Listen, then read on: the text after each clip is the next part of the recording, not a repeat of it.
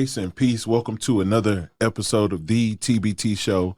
I'm Anthony Moten, my friend and brother and partner in crime, and misled about every NBA opinion. This guy is my buddy, man, Shawn P. Aguilar.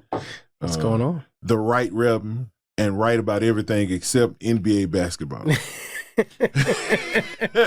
He's just, you can tell when you're under somebody's skin.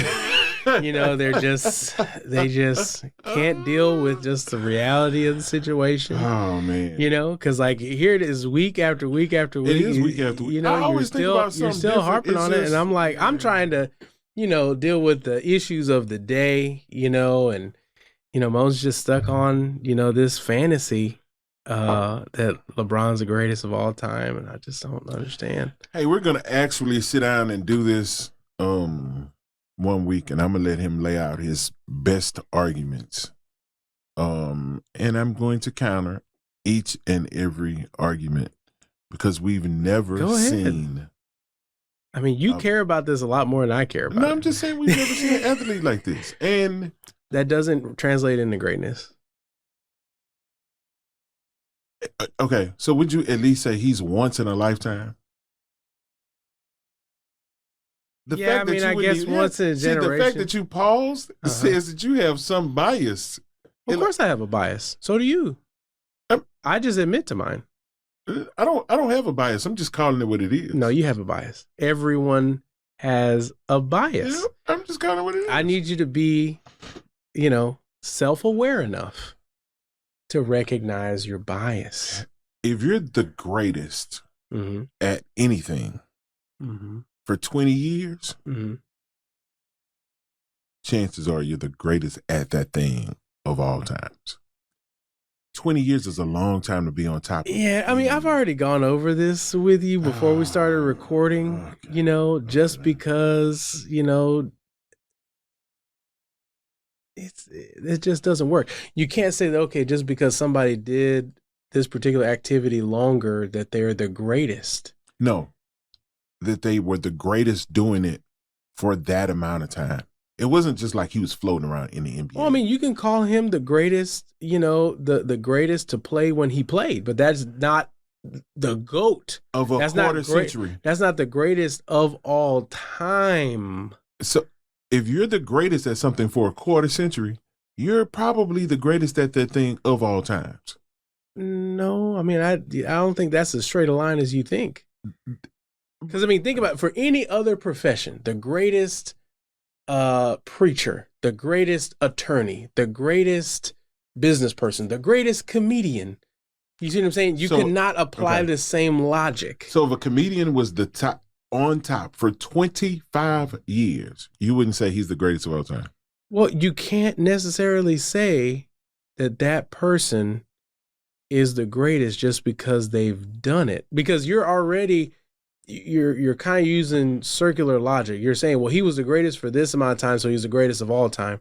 But first you got to qualify, what that is. Does that make sense? So it's like, absolutely does not. Well, Okay. but what I'm saying is you're bringing your bias front and center. So it's like, well, I say he's the greatest. So since he's the greatest in recent memory and he's been the greatest for this quarter century, then he must be the greatest to ever do it of all time. Does that make sense? So it's like whatever is latest must be the greatest, which every generation does. I wouldn't say that. But that's basically what you're saying. I'm saying he's been since he's what's now, forget about what's next, forget about, all these different things, and forget about what happened in the past, because this is right now, then that must be the greatest. No, I'm saying he did it at such a level for such a long time that automatically makes him the greatest of all time. Not to mention, he's been the greatest. Okay. All right, we're gonna move because there's talking several logical to Shawn fallacies about this is like talking to a brick wall. He won't budge. I shall not be moved. Yeah, I see. Like a tree. Hey, there's a lot going on in our world, but I did want to, I wanted to, I felt like this was going to be some valuable conversation. Yeah. So stretch out on this one. Yeah, so yeah, we're gonna try to approach this from every angle. I sent it to Shawn because I think I know his thought process. So I don't watch it. Not because I don't think it's not good. It's just not me. But on this show, Love and Hip Hop, I think this is the reunion. Love and Hip Hop reunion, family reunion, or something like that. Whatever. One of them, buddy. I don't know rappers like that, and I'm not gonna, qualify this guy based on whether or not I know him because I don't know rappers like that.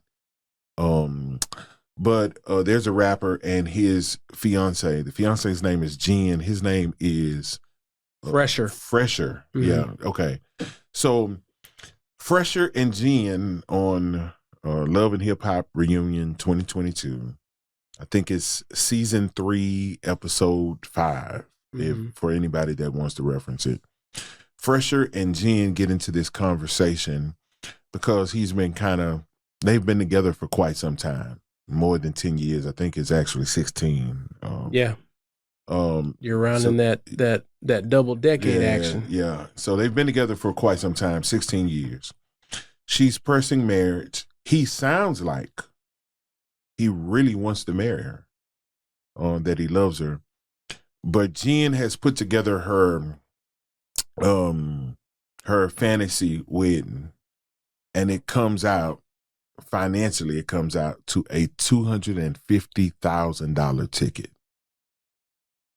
which Phresher feels like that number is way over the top. She ultimately, in this argument that they have about it, she gets to the point where if you don't want to spend this money on me, 1, you don't love me, 2, you're broke. You have broke people behavior, is what she qualified it as.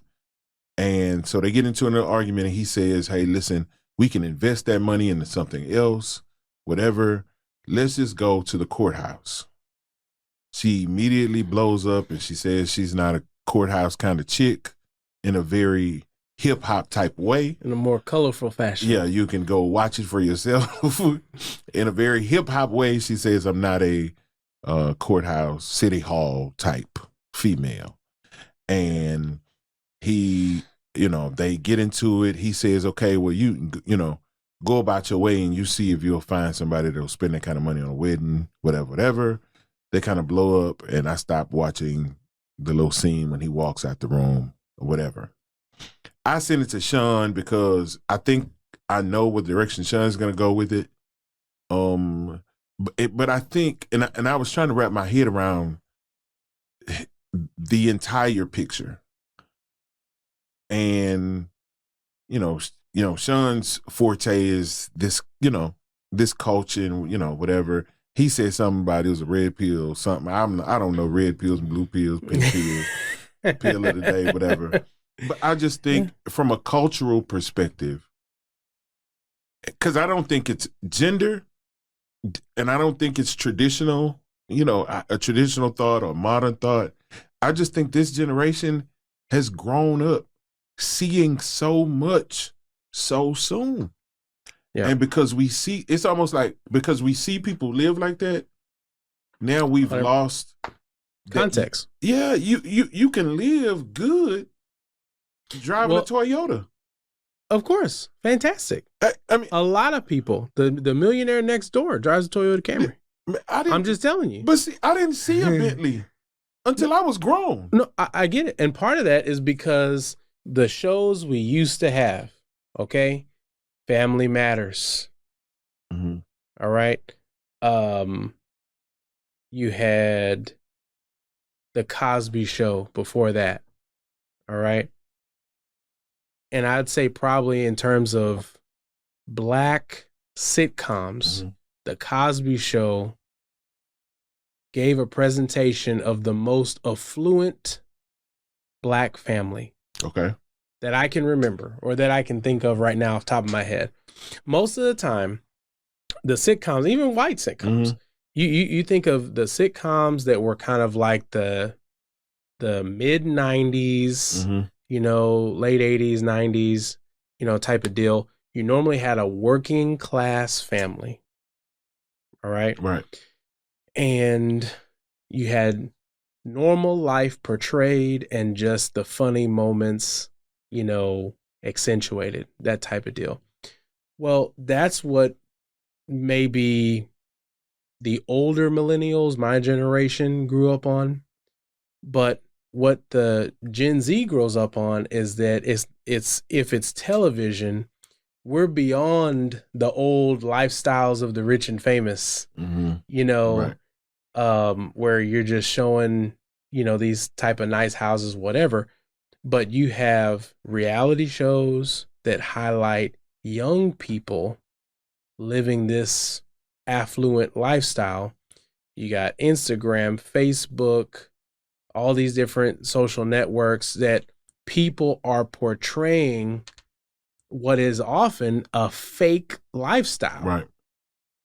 Right. In order to get some clout, in order to have people think that they are a certain way. Right. But very seldom do you see what people had to do to achieve this. Right. Right. The work is not shown. So you got people that are famous for being famous. Right. Right. So you see someone like early on you had Paris Hilton, right? Well, nobody's looking at Conrad Hilton. Right. Who did the work. Who did the work. Right. Who built the hospitality empire that allowed her to be how she was and as she was. Does that make sense? Right. And so since you have a generation that sees easy money and it's more important to just show it off than to actually earn it. Right. The emphasis is, okay, well, I have to make sure that people see me in this certain light because it's all about the appearance. It's all about what we can put in front of a camera, whether it's a smartphone camera or whether it's a television camera, as opposed to living normal life. Normal life and just being good with living normal. And there's nothing wrong. And here's the deal. Normal life could be that you're a millionaire. But here's the deal. For the reality for a lot of millionaires is that they're earning their money through whatever vehicle and they're working. They're not just sipping, champagne on a yacht all the time. Right. You see what I'm saying? Right. They're busy on the grind. They're busy. They're working. Right? And so here, so you have a guy that's, early 30s, Phresher, that's a rapper. He's an artist. Okay. And how he views $250,000 is very different than how his girlfriend views $250,000. Because one of the two can tie that money to some work, to labor. See, okay. I have to do these many shows. I have to sell these many records. Mm-hmm. So, and that, I think that's more of how the male mind works in terms of money. You look at, what does it take me to generate that much before we... You see what I'm saying? Right. It's like, okay, in order for me to make this amount of money, I have to achieve these metrics. See, I don't know that it's okay. So I don't think in this situation and with the majority of situations with this age group that it is men look at money a certain way versus women look at money a certain way, or because the man is the provider and the name. Like his value is how people see him based on his art. Mm-hmm. His work. Right. Her value is how people see me based on how I live. Not that they see money different, they see their value different. So of course, correct. He's a name. If he has $1 million, he's a name if he don't have no money. Because his value, I believe his value for him is based on his art and his art form. Well, it's tied to who he is defined by his work. Right. Does that make sense? For him, it's who he is. Right. For her, it's what I have. What she has. Right. So you view those things differently. So the reason that I think she gets upset with the idea of a city hall wedding, and she calls that broke people behavior, and I'm not saying that was the happy medium, is, hey, on the one hand we have the city hall wedding, and on the other hand we have a $250,000 wedding. I'm not saying that he split the difference with the city hall wedding, because here's the deal: he could have been somewhere in the middle. He could have been, but the first thing that I think that we need to look at is, number one, that he determines whether there's a wedding at all. Right. Kevin Samuels, love him or hate him, he was pretty accurate. Men control access to relationships. Women control access to sex. Wow. So at the end of the day... See, those are truths that got Kevin Samuels hated. It doesn't mean it's not true. No, I didn't say that at all. But, I mean, those are truths that... It's almost like we don't want to hear them. Right. That, but they're truths, though. But, I mean, here's the deal. Is that so... There's so many different layers, to this one. But the first thing I feel like is, okay, how did we arrive at this point? Well, we arrived at this point based on, how these two individuals, were raised, what makes them them. And since I don't watch the show, I don't know the entire background of their whole history. Right. But if you tell me that somebody's been together for 16 years, and that's something that our community is good for. And that's why I wanted to talk about this today. One, because it is in so many layers. Two, because it says a lot about a lot. Of course. Yeah, and that's the thing. And so she should be careful. Because number one, if y'all been together 16 years and you haven't been married, I know that he gave his profession of love and all that different stuff, and how much he loves her. But if that were really the case, would y'all be in a 16-year situationship? Y'all's situationship is about to graduate high school. You see what I'm saying? You know what? He could love her, but I would tell any woman, you teach people how to treat you based on what you allow. Correct. So if she would have said after year 3, hey, either we're going somewhere or I'm going by my way, they probably would have got married then. But because she didn't push the envelope, he didn't push the envelope, then the question is... Well, he's not going to push it. Think about it. But our culture and that age group, what does that say about how we view marriage? Right.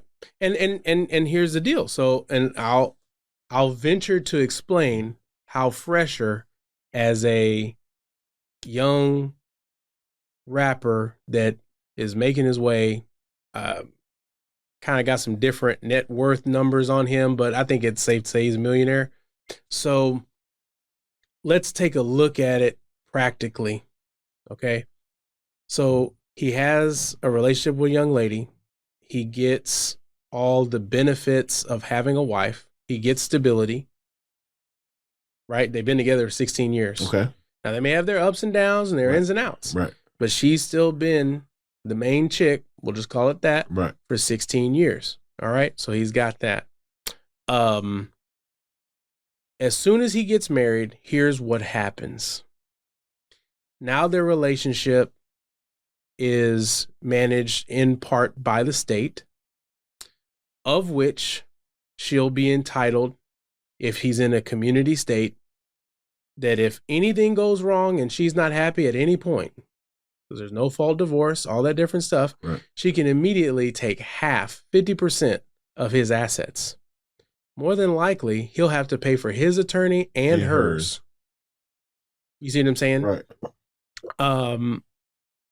Then he'll also have to pay alimony on top of that. So whatever assets that are lost, all that different stuff, then he's going to have to continue paying and funding her lifestyle to the manner she's become accustomed. See, here's my question though. You can obviously tell she's already been used to living a certain life. Correct. Because she's asking for a $250,000 wedding. Right. You're doing that anyway. What do you mean you're doing that anyway? Like, so he said she hasn't worked in years. Right. Which would suggest you're the sole provider. Right. She's living a certain way and you're the sole provider. Mm-hmm. Whether you have to split half with her to end the relationship or split half with her the entire relationship, you're splitting half. No. And let me tell you why. This is why Drake is not going to get married. Jamie Foxx not going to get married. All these guys that are making money. Here's the deal. There's a reason that they don't get married. And I'm not saying it's right because, you know, obviously as a pastor, as an elder, you know, so on and so forth, obviously I hold marriage in high regard. Right. I'm married, you know, but you have to be a spiritual man, not a natural boy. And a natural boy is going to look at things in a certain way. And especially when they have significant assets, just from a legal standpoint, it's like, okay, we already know that there's problems because if there weren't problems, they'd already be married. We can make that inference right off the bat. Right. How she talks, she's not making a great case for being a wife. Right. Number one. I mean, just hearing that, I think maybe 3 or 4 minute clip, you know, again, is that her entire personality? You know, but it's a good indication of it. I think he hit her buzzer, but. Right, yeah, no. I mean, I get it, but this is also Love and Hip Hop. Actually, I think it's New York. Love and Hip Hop New York. So this is a reunion version, you know, of that. But again, just looking at it practically, there's a lot of downsides for him to marry this young lady. A lot. You see what I'm saying? Because now assets that are his are under threat. You see what I'm saying?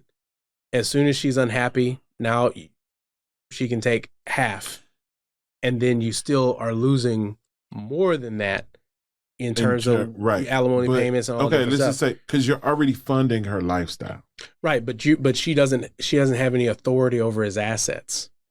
She can't say whether or not to pull the plug if he's in ICU. She has no legal authority to any of his stuff. Does that make sense? She can't make any decisions about his life. She can't harm him. And you see what I'm saying? Right. So if he says, hey, you know what? It's over. You know, she's got to leave and that's it. You know, you shut down access, you change all the passcodes, and what is she going to do? Does that make sense? Yeah. But once you enter into the legality of marriage, a lot of things change. And so you got to have a tremendous amount of trust. But see, and even more so. So wouldn't it be the same kind of trust to even have a relationship for 16 years with somebody? Like I just don't. I mean, you gotta trust they don't kill you in your sleep. I mean, anytime you close your eyes next to somebody, you gotta trust. Well, that's what I'm saying. You gotta trust that. You see what I'm saying? Yeah. I don't. But I mean, I don't. If you trust her enough for this, then you should trust her enough for that. And I don't know how we can speak to a generation about. And I'm not saying you just jump into every relationship ends in marriage and you just jump. But it's like if you have a pause or some apprehensions not to get married, then you should have those same apprehensions not to be in a relationship with that person. Correct. But if she's the only one, you know, if she's the winner of the relationship Royal Rumble, that she's the last woman standing after every other side piece has been thrown over the top rope. You see what I'm saying? And it's like, hey, congratulations, you're the champion. You're the champion. So it depends. There's a lot of stuff that I can't say because I don't know, I'm not familiar. But anytime you have a 16-year situationship, where you know her family, they know your family, right. But it's not wife. You're not Mr. and Mrs. and all that different stuff. It's like, man, what are we doing? So there's some obvious red flags, and it's on his part for her. Is her red flags? I don't know though. And again, like a preacher told me one time, we were talking about honorariums. Mm-hmm. And he said, you usually don't get what's fair, you get what you negotiate. Mm-hmm. I think at a certain point, she was happy enough with just being fiance. Mm-hmm.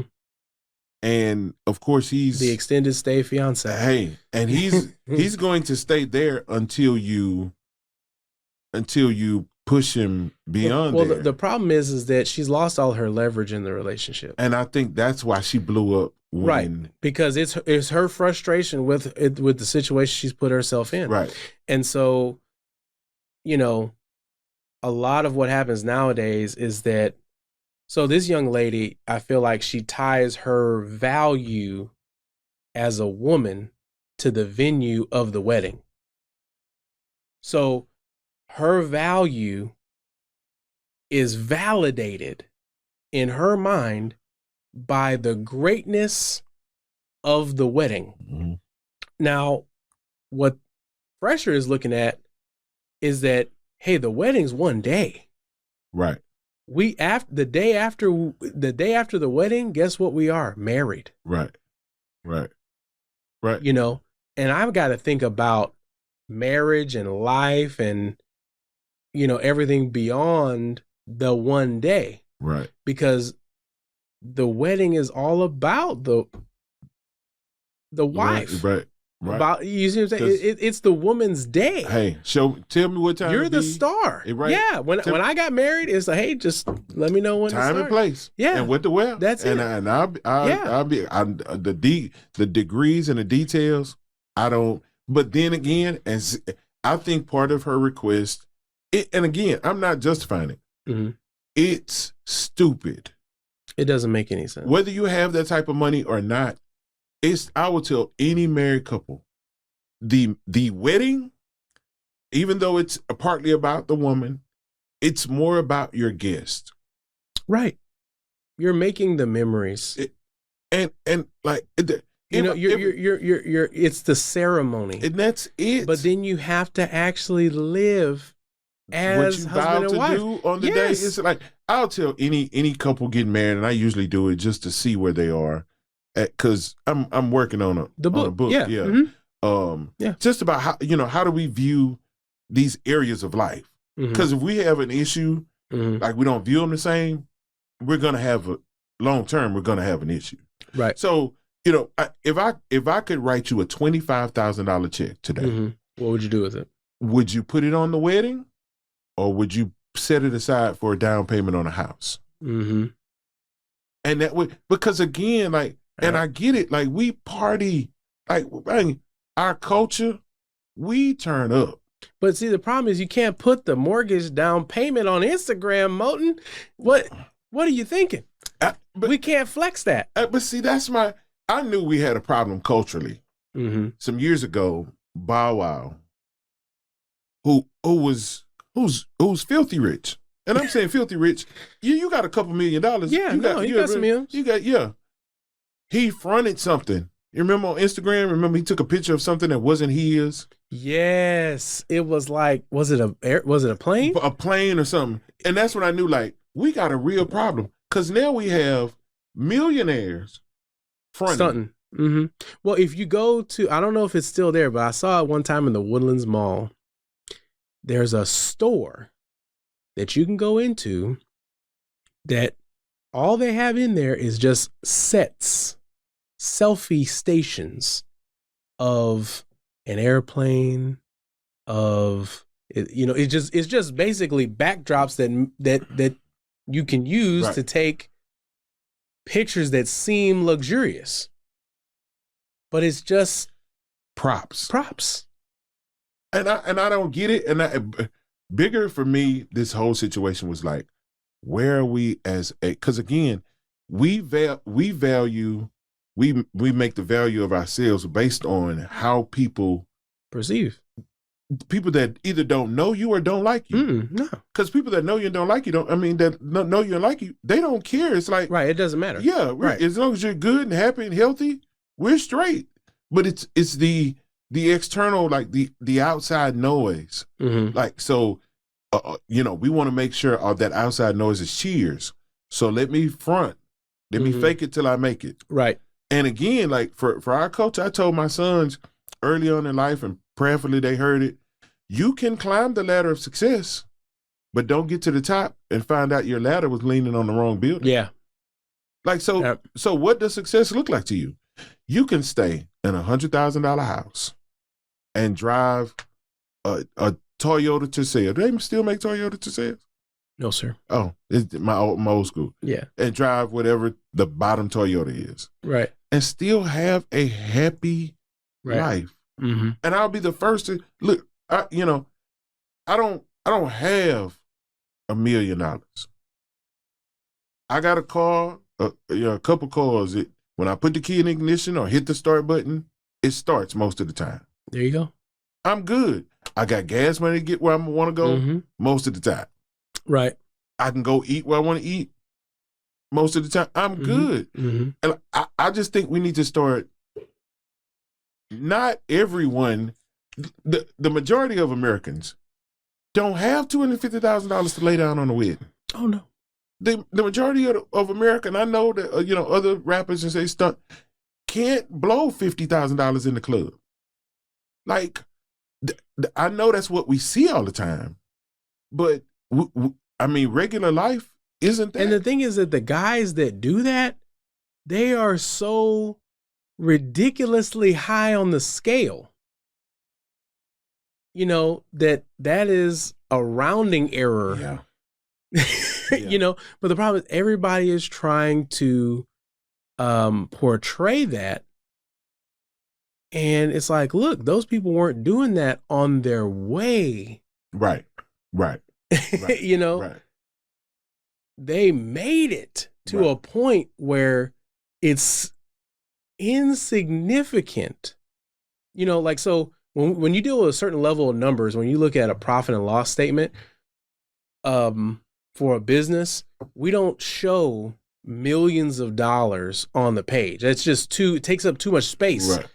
So you have to reduce it down to, instead of saying 1,357,000, whatever it is, you just do 1.357. And there's a little note at the top or the bottom that says numbers in millions. Mm-hmm. Does that make sense? Right. In order to keep it there. And that's what I'm saying is that when you reach a certain level, 50 grand won't change it from 1.357 to 1.358 or take it down. Right. You see what I'm saying? Right. When it comes to that point, then it's like $5 to you or me. Right. It's a rounding error. Right. But Phresher is not there. No. Phresher is not there. I'm sure he's trying to make his way. But again, what this young lady, Jen, is proposing is, number one, that he propose. And number two, that, hey, I want you to propose to me so we can get married. And let me tell you how this is going to go down. I want you to spend this amount of money on our wedding that you have to ask me to marry you. Yeah, does that make sense? Yes. So I'm going to dictate to you how this is going to go down. Right. We're not off to a good start. Yeah, this is not. Paul would, the Apostle Paul, in terms of when he spoke about godly contentment, would encourage. Yeah, this ain't it. This ain't it. This ain't it. You see what I'm saying? Okay, so okay, go ahead, because I want you to go somewhere. Yeah. So what I'm saying is that, and it goes back to the value being tied to the venue, but at this point, it's all she's really got. Yeah. So there's and let's just call it, let's just call it what it is. Okay. I'm not going to comment on appearance or anything, but let's just look at some just facts. Right. Okay. She's not in her youth. It's been 16 years, but yeah. She's not a virgin. Yeah. I think this is pretty, I don't think I'm telling tales out of school here. Right. Does that make sense? Right. So youth, of course, appropriate age youth. Right. But youth and virginity are what, in a marital sense, garners the highest, if we're going to use an old term here, bride price. So that means the highest value goes to a youthful virgin. Right. Does that make sense? I get where you're going, but I think that's what made her mad. I already gave you my high bride price. I gave you my best years. No, she gave him a good time. I mean, 16 years. I mean, so when she was young. You know, in Louisiana, you know, they might say bon temps roulé. Let the good times roll. Yeah. And that's all that's been happening here. Yeah. Yeah. You know, because when we look at a biblical sense, there's no such thing as a boyfriend or a girlfriend. Right. You are single and unmarried until you are married. Right. Right. No, I mean, I get it. Does that make sense? I get it. So, yeah, no, you know. So let me ask you this. So the most valuable thing that she had, she gave away. I gave away. Gave away. And so now she's coming at him like, you already owe me. Right. So now let me just frame this here. Okay. Okay. You know, I'm in automotive, you know, so, you know, I frame things sometimes, you know, in automotive. We have brand new cars. We have brand new cars, and they are fresh from the factory. Okay. They're manufactured, assembled, they come off the truck. It's brand new. It's got 0 miles on it. The paint is perfect. Everything is 100% functional. Okay. That vehicle, you know, I know some things are kind of crazy right now in the automotive market, but under normal circumstances, that vehicle is never going to be worth any more than it is brand new. Over, you know, 100-year period, the car is going to be worth its most when it's brand new. Right. Now, that car gets sold. Somebody drives it 15,000 miles or so. They trade it in. Okay. Now, if I looked at you and said, hey, okay, Moten, I know you like this car. All right. I'm going to charge you X percent, $10,000, $15,000 more for this used one than the brand new one. Sounds like a great deal, doesn't it? Absolutely not. No. But what she's asking for is that same deal. Hey. She is, but she's asking the person that's been driving the car. And that's right. So you let him drive with no tags. Never had to sign any paperwork. Do you know that if you go to Africa and you want to start a business and you want to drill, you want to either get minerals or oil out of the ground, you have to get permission from the government. You can't even put a stick in the ground to try to get oil or minerals out without permission from the government. But yet, how often is basically the same practice allowed without any oversight from a father or any protest from the young lady? So it's like, hey, I mean, all the precious material is underground, right, in Africa. Does that make sense? Right. It's extremely rich in minerals, oil, all that different stuff. So the government is smart enough to say, hey, no. You can't just come around here poking around until we check you out. Right. And we've got to come to some kind of understanding and agreement. You see what I'm saying? Before you just go poking holes, you know, trying to extract the precious material. Right. But yeah, we have a culture that says, hey, you know what? We'll go ahead and let the precious material be extracted. Let the youth be extracted. Let the virginity be extracted. You see what I'm saying? But then we're going to come back and we're going to plan on the back end. Then we'll figure it out later, and then we'll ask for the higher price then. Right. And I think some of it doesn't make sense.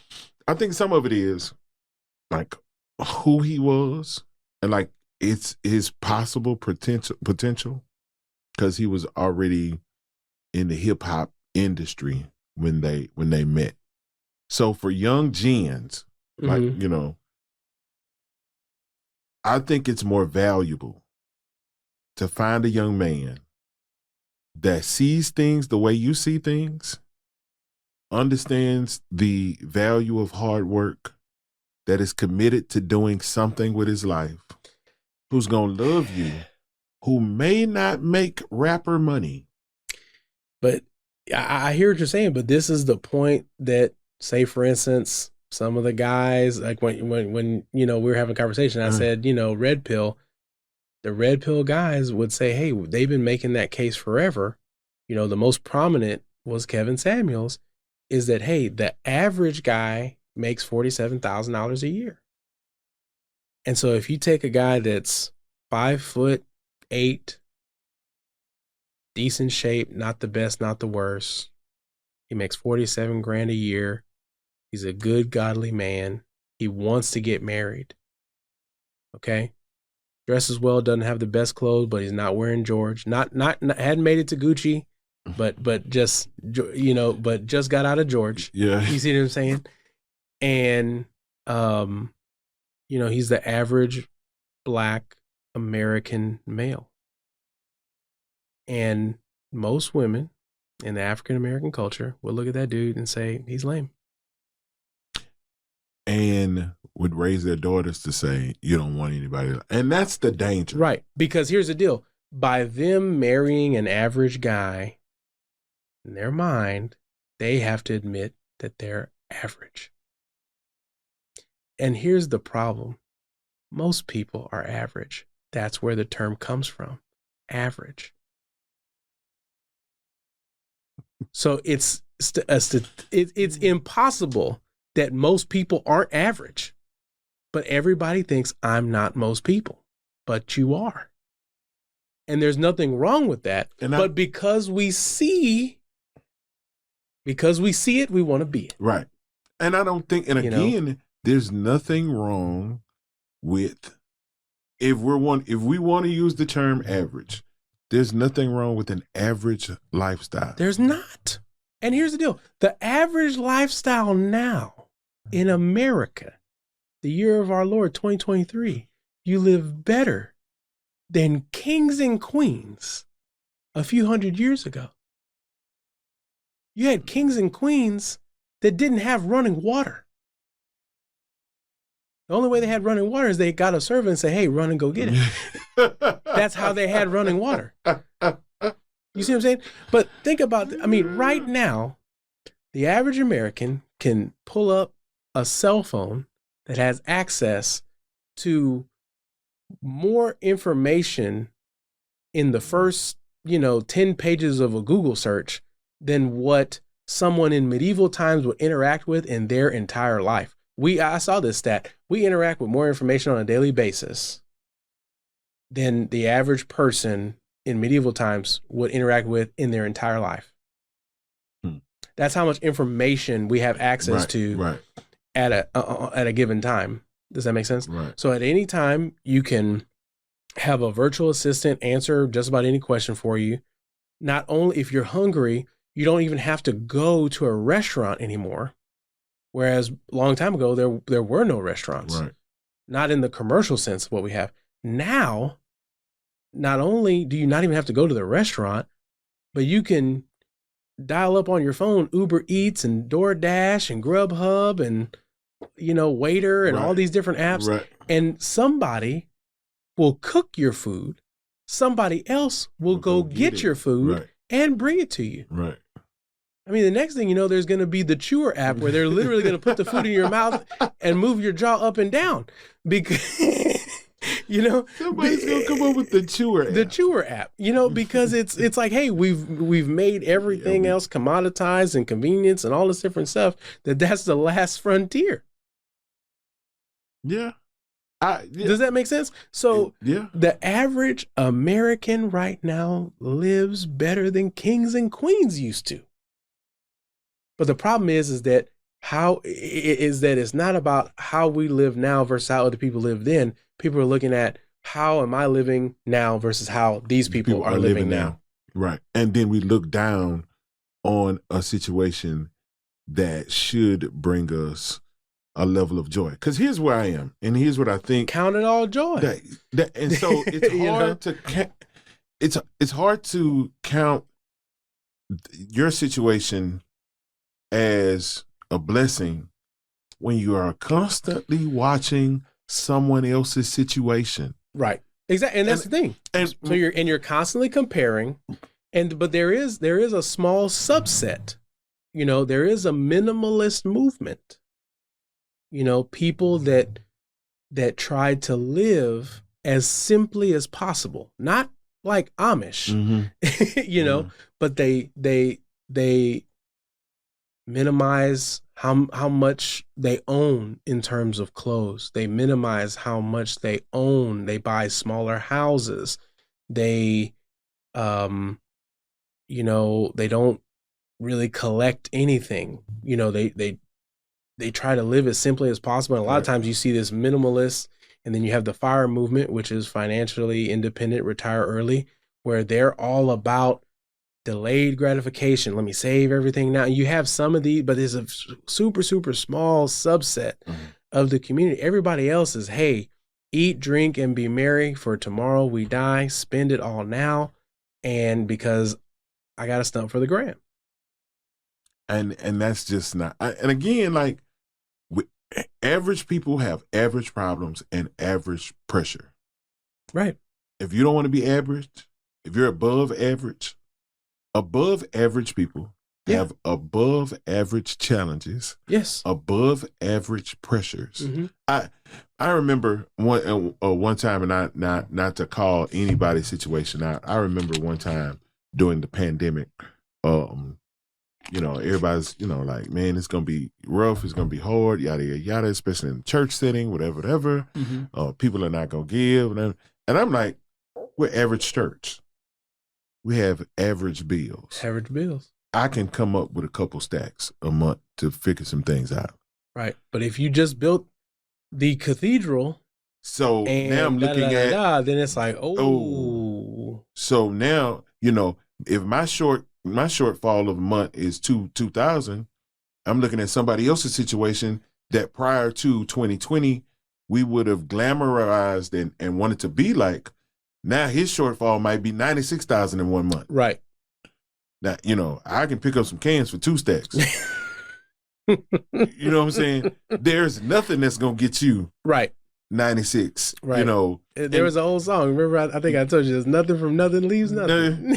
I just, and again, like, that's even on our personal lives, we got to start viewing it like that. There's nothing wrong with being average or what we would call normal. There's nothing wrong with, I would rather, and I'll tell this to any young lady. So if if there's a young lady who wants to be married, you're in your early 20s and you're listening, I would rather you meet someone like where you are, somebody who understands the value of hard work, somebody who has some goals and some aspirations, that wants to do something with his life, that's going to love you. Right. And put you on as a priority in his life and his doings. And stay faithful to you. Versus having somebody who's a millionaire who's going to make you wait to get married 16 years. Right. And who knows what in the meantime. But that, what you described, is a recipe for long-term happiness. You see what I'm saying? But it is my mom and dad, probably your mom and dad. Yes. Yeah. I mean, but the thing is, but that's a long-term vision and viewpoint. Our current context and culture, people only thinking about, not even today, they're thinking about right now. Yeah, see, that's not. They're thinking about right now. So they can't get around to thinking about Mr. Right because it's Mr. Right now. You see what I'm saying? Making Mr. Right wait. Right. Why are you wasting time with Mr. Right now? Well, you call Mr. Right lame. Right. Because he don't make $120,000 a year. Right. Exactly. Because he doesn't have the figures that you like, Wow. Men like a Coke bottle figure, women like 6 figures. I mean, it's all about figures. Right. You see what I'm saying? It's just, what are the figures looking like, But the deal is that you cannot and I think that one of the fatal flaws is, if you tie your value as a person to your pocketbook, it's going problems. You're going to always come up short. Exactly. You can't tie it to your own nor your partner. Right. You see what I'm saying? Right. So for the young lady, you can't be like, well, I'm not a whatever number on whatever scale because, her guy doesn't make a certain amount of money. You see what I'm saying? Right. Because he got bread or I don't have bread or he don't have bread. And once you start basing your value of who you are based on what you have, it's not, because hey, money, things come and go. They come and they go. And if you're consistent, and I'm not throwing Bible, but Paul says, man, I've learned whatever state I'm in to be content. And I can be content because it's me. And he's not talking about Texas or Louisiana. Yeah, right. We're not talking about location. Whatever state. I get it, man. And it's just, sometimes it troubles me seeing where we are as a culture. Yeah. And how much there's this story, this illustration that talks about the biggest trick that Satan never played on society. Yeah. Is he went into the store of values and he switched, the value system. So now things that are trivial, right, we put so much value on it, and then things that are valuable, we trivialize it. So you're talking about this young man, and again, I have issues with both of them. I do. Yeah. No. And I'm not, and I hope that, you might get emails on me, what else is new? Yeah, right. It's Shawn at TBTShow.com. Yeah, send it over. Love to have a chat with you. But I'm not absolving, the man in terms of he did everything. I feel like he could have handled that a different way and communicated a different way. But again, you gotta consider the source. We are watching Love and Hip Hop. And see, does that make sense? So to an extent, we got to figure how much was this segment produced. Yeah, you see what I'm saying? How much was this produced? That's a lot of bread. It is a lot of money. $250,000. I mean, it's a lot of money to a lot of it's a lot of money to a lot of people. Yeah, and and there was another story. Just how we view and value money. There's another story of 50's his son. I don't know if I sent it to you. His son. I've seen some stuff with him as far as how much he was getting paid. Right, $7,000 a month. Right, he's going $7,000 a month. Whatever. Right. So, and again, my thinking is a certain way. Right. So $7,000 a month is $84,000 a year. That's the number on it. That's the math. There are people that get up and go to work every day and still don't get it, and still don't make $84,000 a year. But because of how you view money, his direct comment was, "What I'm gonna do with $7,000 a month?" Well, here's the deal: he can't do anything with it, and I'm gonna tell you why. Because he's shackled by his mindset. He thinks that the money that his dad gives him is his finish line. And his father intended that to be his starting line. Wow. He's thinking, my dad should take care of me because I'm 50 Cent's son. So I don't know what the kid's name is, Quarter Jackson, whatever it is. Quarter Jackson. Exactly. I'm 50 Cent's son. My name is Quarter. I'm half 50. I'm half 50. You know what I'm saying? So whatever his name is, he is thinking because of the entitlement mindset, and I'm not trying to bash, women here, but I'm just analyzing the situation for what it is. But he grew up with his mom.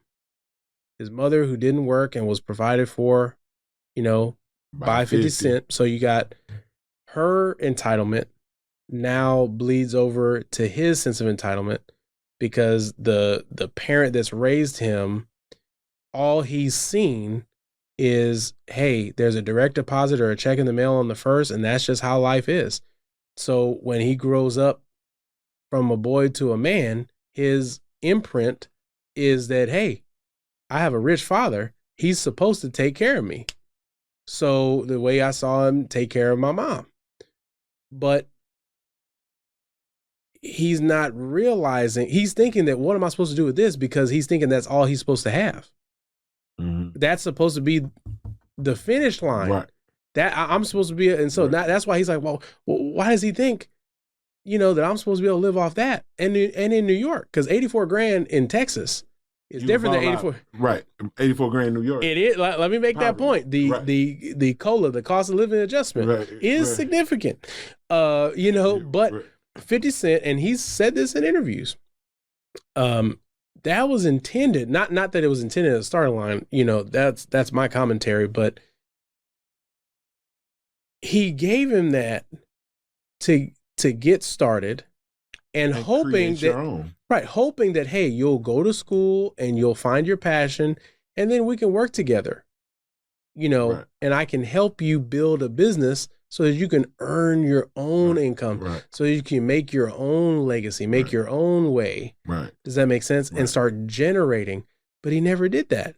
He said he bought out there was a shoe store that was going out of business, and the kid, I guess, had like shoes, like that game, whatever. So he bought the guy's store out, bought his inventory, all that different stuff, but his son didn't do anything with it. So as long as he has that mentality, he can't do anything. Now I could find you somebody else who would take that and say, hey, look, bud, I got a deal for you. I'm going to pay you $84,000 a year. Okay. But I need you to start a business and I need you to get it profitable in 3 years. Buddy. All right. They got some people that do it so fast and make your head spin. And that's why I keep saying it's a cultural, generational thing. Because you look at, 50 Cent's son, that's going on, how he values, money. Giving money, you ain't got to earn it. Because he talks about, his he didn't have a relationship with his dad, all the different stuff. Right. Well, I mean, what did you ever try to give to the relationship instead of just always asking, give me more, give me more, give me more, give me more? Right.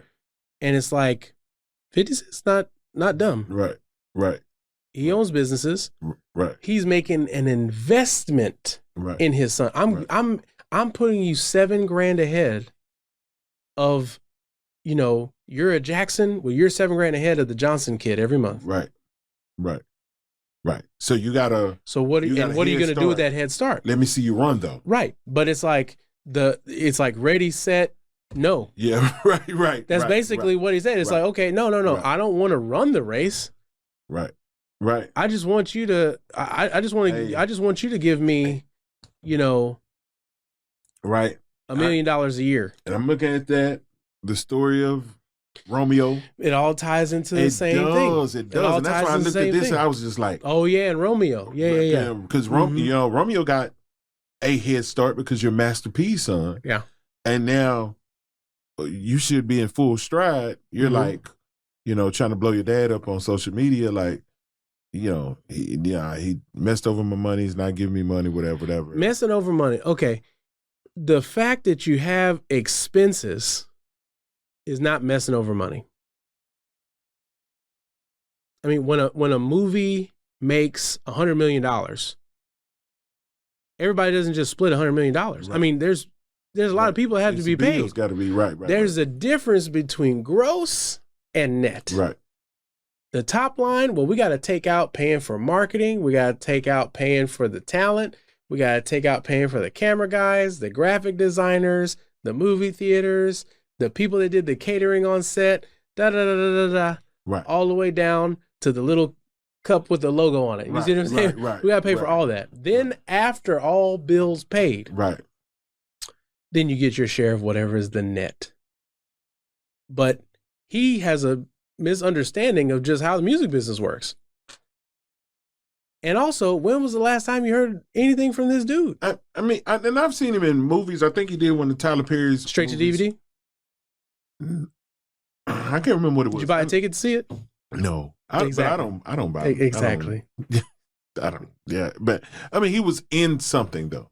Right. And I'm saying, like, We know who you are. But that's you got a head start. That's not no Master P type money. Yeah, but you can get it though. That's something. No, I get it. But what I'm you're saying, Master P. Okay, what I'm saying, he's complaining that he didn't have this type of money. You're not on that level, but you're not on that level because of work. Because you got a head start. Right, you got a head start. What I'm saying is that he's not doing. A lot of times, I feel like people aren't doing the level of work, but they want someone to give them the level of worth. Right. But they don't want to put the work in. Right. Kevin Hart said this on one of his specials that was actually a theatrical release. I can't remember the name of it off the top of my head, but it was one of his comedy specials.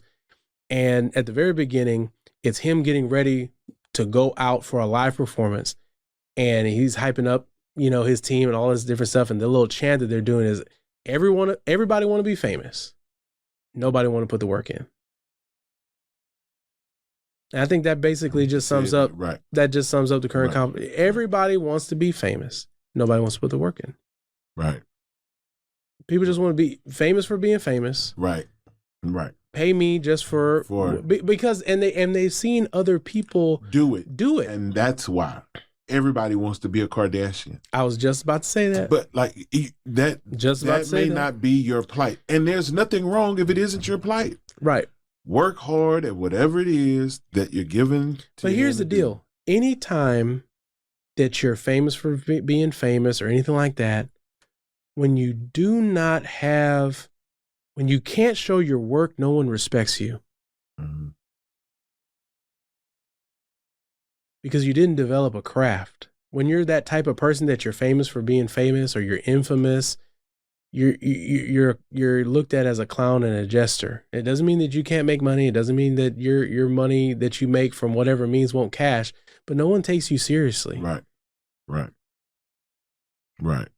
And so more important, I would say, is the person you become in the process of you applying your craft and doing your work. Yeah. Does that make sense? Yeah. Because, things will come and go, but who you are, no one can ever take that away from you. Right. Right. And even from and I don't know time as far as being, but like even from a divine perspective, mm-hmm. like if you haven't shown a level of growth and maturity, why would God give you? Right. It's almost like, somebody asked me, like, Summer, our God baby, and she has your heart. You'll give her anything, whatever, within reason. And I probably would. Yeah. I wouldn't give her the keys to my car. Right. Like, no matter how much I love her. Right. She hasn't gotten to that level of maturity. Right. To be able to handle that. And so, you'd be doing her a disservice by giving her something she's not ready for. Exactly. And our Heavenly Father does the same thing. Does the same thing. Why would He give you $1 million and you've already shown you can't handle the $3,000 tax return you got last year? Right. Exactly. You didn't tie it off in not 1 cent, but you want mega millions. Yeah, take your $3,000 and go get a Maserati. Right. And so, but see, and Shaquille O'Neal talked about this. He blew like his first year's salary or something in a few days. And his financial advisor is like, buddy, whoa, what are you doing? Because he went and bought himself a Mercedes-Benz S-Class. Dad said, hey, well, you got one, I need one. Mom says, well, I don't want the big one, but I want one like it. And then bought a house. So there, boom, boom, bow, you already spent millions of dollars. You spent your signing bonus. You're done. You got no money, bro. Wow. Yeah, we need to rein that in. Right. Good news is that you're going to make a lot more money, but if you keep doing this, because if you come into that type of money and it's like, hey, I got to get myself a car, I got to get mama a car, daddy a car, I got to get, buy mama a house and all this different stuff, woo. Gone. And that's not realistic of money. I'm going to send you this link. Jason Tatum, who plays for the Boston Celtics. Mm-hmm. His mom is over his money, and financial advisors don't call him, they call her. That's dangerous. She made this agreement with him. Uh-huh. Hey, you're not going to spend any of your basketball money. So every dime that he's made from the Boston Celtics, he hasn't spent any Celtics money. Okay. The only money he lives on is endorsement money. Well, that's smart. And when he retires, he's going to be good. Oh, yeah. And it's because he got somebody that loves him and wants what's best for him. Right. That they, as long as they're doing their job for him and nothing from him. Right. Like, you know what I'm saying? Right. So it's like that, okay, I'm going to help you guys to make sure that you can live a healthy, long life. Right. You know, even after basketball. After basketball's over. After basketball, a lot of guys make rash decisions because they're trying to keep up that same lifestyle, even though they ran through, ran through money. Right. The faucet's off, but you're still trying to fill it. Yeah.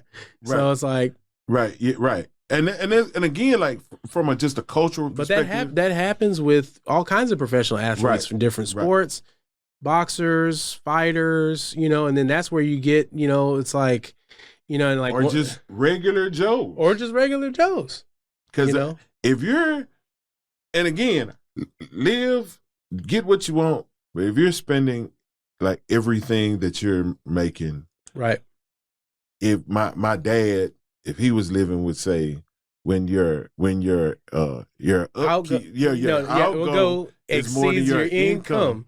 Your upkeep will be your downfall. It's gonna be your downfall. Yeah, no, I hear you. And again, you can't not to do it especially not to do it to impress folk that don't even But like Dave Ramsey, I heard this statistic, where it's like 75% of Americans couldn't handle a financial an emergency expense of more than $400. Mm-hmm. Yeah. And now I know that there's some people that are in very destitute situations, but that shouldn't be the case for the average American. That in this land, of opportunity, does that make sense? Right. That the average American can't handle an emergency expense of $400. And a lot of it is because of what we choose to do with what we have. Yeah. And I'm not saying all of it. So, please don't send those emails. But like a lot of it is like, and it's seen in, and we were joking about it, but it's seen in, you get a windfall, like an income tax refund, and people go crazy. Oh, buddy, I see it. So it's like, I'm gonna see a lot of y'all in April, right? Just whatever you've been doing to get by, just keep doing it. Set that money aside, and then in a few years, you'll be able to do it without it hurting you. Right. Like, right. You know what I'm saying? So like, and and again, it's some of us have to do what we got to do to get by. I get it. Correct. But there's a lot of us that do it just because we want others. We want other people to look at us a certain way. Mm-hmm. And my value, or that Jen's value, is not based on a $250,000 wedding. It's not. I'm going to see her the same if she gets married at the courthouse or doesn't get married at all, and she has to start seeing herself, outside of what she has and what she spends. Right. And again, like all of us, certainly, like you gotta, and I get it, if you want something, get it. But anytime your drive for getting what you want is based on how somebody else is going to look at you, now that connects your value to it. And it's just not, Right. And I'm thankful for my wife giving me balance in this area, because my natural tendency is to be very conservative. That's my natural tendency. But also at the same point, you got to, when you have the opportunity to enjoy life, there's nothing wrong with enjoying the fruits of your labor. Right. But it's all about, degrees and balance, but you can't go enjoy yourself so much that, any little bump in the road throws you off. Or you don't plan for what is coming. So now you got an S-Class Mercedes and no gas money. Right. I think you remember that the songwriter once said, "I got a quarter tank of gas in my new E-Class." Yeah. It was illustrated. Right. Right. It makes no sense. And so again, like I don't, red pill, blue pill, gray pill. I don't know if it's that, but I do know as a culture and a generation, we got to stop trying to live life, on Instagram where other people can say, "Ooh, look at her, she's doing it." Because then, a lot of things that are external can't fix what's going on internally. Because here's the deal. Let's say that you do that. And you have the $250,000 wedding. You have the dress. You have the photographers and the videographers. You have all that different stuff. 2 weeks after you post all the pictures and you get all the, oh, wow, you're so beautiful and this and that and da-da-da-da-da and congratulations, all that stuff. And it gets pushed down on the timeline and the music stops. In the words of Eminem. Now what? Now what?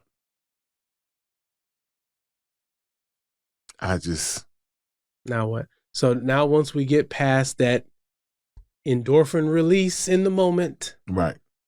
Now that that's over, now that the dress is in a box and the pictures are in the album, and in the words of Dandy Don Meredith, turn out the lights, the party's over.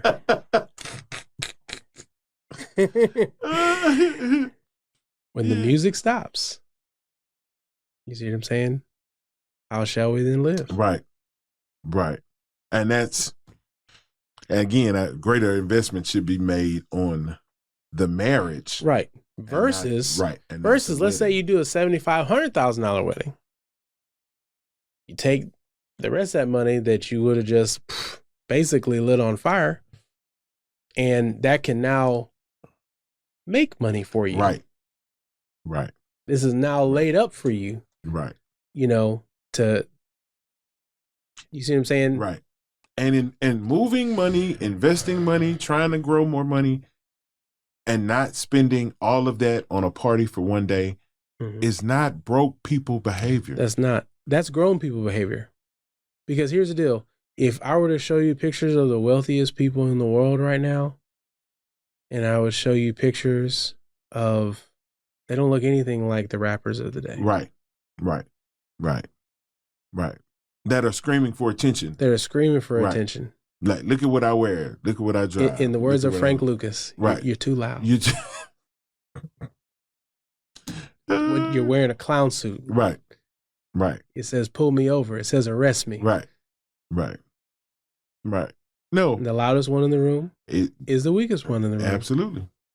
And so, but if I show you a picture of Bill Gates, Warren Buffett, even Elon Musk. If you didn't know what they look like, you'd never think they were loaded. Bill Gates shops at Costco, bro. Yeah. He wears Kirkland shirts. Yeah.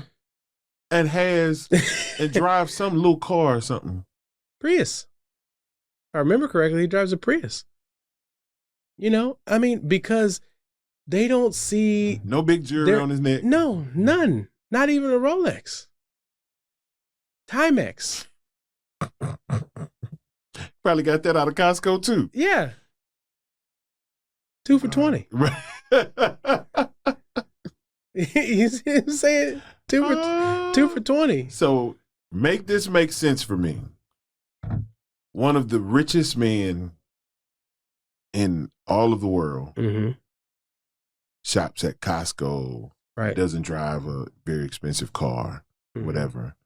While a struggling rapper who may just be a little bit over $1 million is being asked to spend $250,000 on one day. One day? Because at some point the wedding got to end. It's only going to be one day. It's only going to be one day?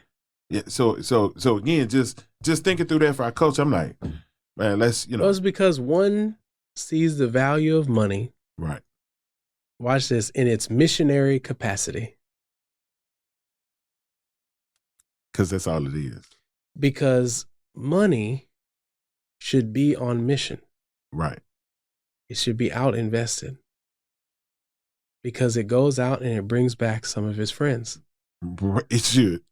You see what I'm saying? Right.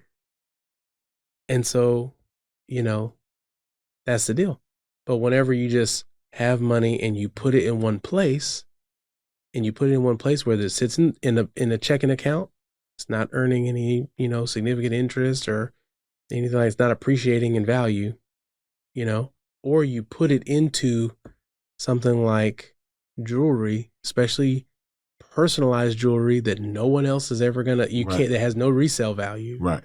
Really, except for the except for the current value of gold. Right. So on and so forth. It's static.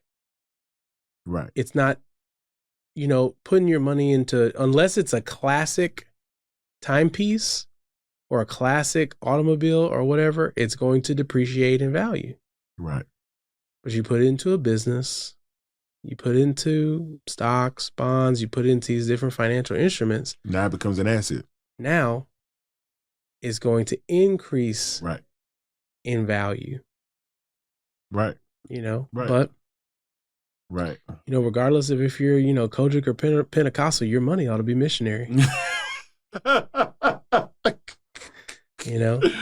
Who would think like that? I'm just telling you.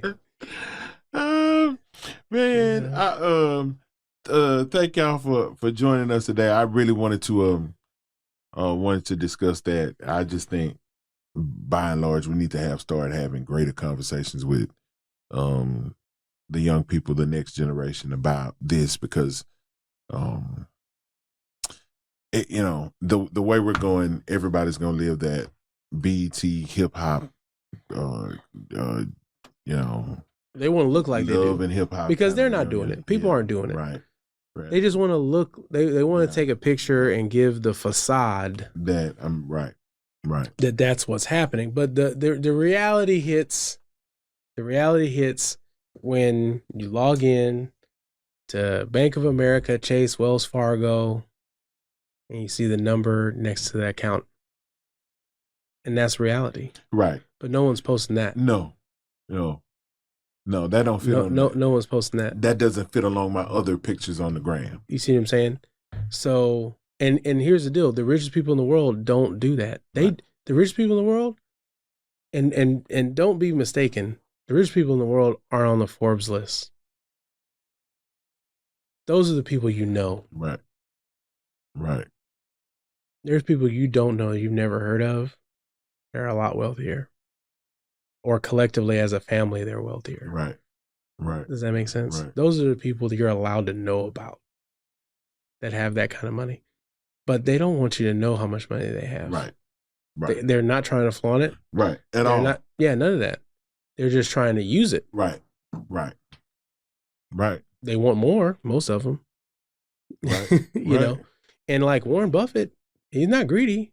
It's his job. It's his craft. That's all he sees it at. Right. That's his job. Right. That's his job. Right. His job is to allocate capital. And he does well at his job. He does well at his job. But to him, it's simply his work. Right. And the money that he makes is a measurement of his level of effectiveness. Right. He's this level of money manager because he can manage these billions of dollars and put it to work. Right. And he's not giving it to his kids. Right. Like some other people would just, okay, here you go. Right. Because it's like, hey, that needs to be put towards, a certain good. Right. But we need to have a healthy view of money. I think a healthy view of money and a healthy view of who we are, not based on what we have. Right. And that frames how because who you are and how you perceive who you are and your value is going to determine how you frame and interact with everything else. Right. Right. So. Right. Yeah. Right. Again, thank you guys for joining us this week. Shawn, you got anything going on this week? This special? Not this week. Not you. Not this week. You forever got something going on. I'm trying to think about it right now. Not this upcoming week. That I can think of. Yeah. No. Yeah. Just getting in the groove of the new year, man. Right, Just, right. You know, get that routine rocking. Good news. They released Damar Hamlin earlier today. From the hospital, so he's doing well. I know he had. I saw the report that he had FaceTime with the guys. Yeah. Man, that blessed me to know. And when he posted, I'll share this with it out. He posted on Facebook. There's nothing I would want more than to be running out of the tunnel with my guys this morning. Right. But God has me, or He's using me for different, different. And I was like, that's what's now you see, that's perspective. That's perspective. That's taking a godly, biblical perspective that, hey, God can get the glory no matter what. Bed. Right. Out of me being in this hospital bed. Right. God can get the glory. People can feel comfortable praying in public. Right. People realize that humanity, is more important than the outcome of a game. Right. All these different things. Right. That people realize, or that people were encouraged to do as a result of that. I mean, obviously, now it's not exactly the way that we would like to get there, but hey, His ways are higher than our ways. Absolutely. So we continue to wish him a speedy recovery.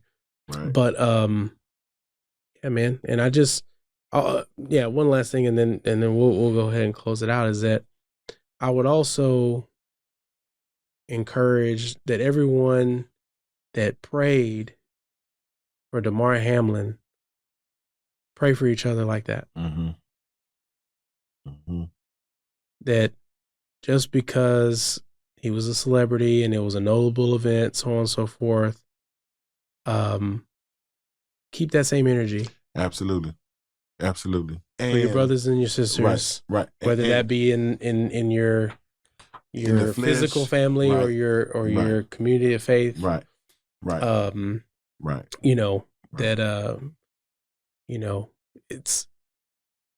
It's something that we should keep in mind in terms of bearing one another's burdens and things of that nature. Absolutely. And not just in calamity, but consistently. Yeah. Cover each other and believe in prayer. Mm-hmm. And I tell our church family all the time, it's not Bible, but it's true. A family that prays together stays together. Yeah. It's hard to talk each other down when you're busy praying for each other. Yeah. And so,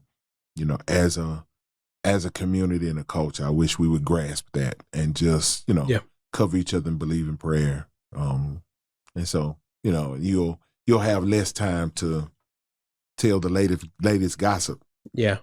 If you're busy in prayer for each other. So again, wishing, Damar in his recovery well, and then his family and all those, they've been an example to all of us. And so steady, still praying with him in that regard. And so again, until we see you guys on next week, watch out for each other and pray for each other. All we have is each other. And until we see you guys again, grace and peace.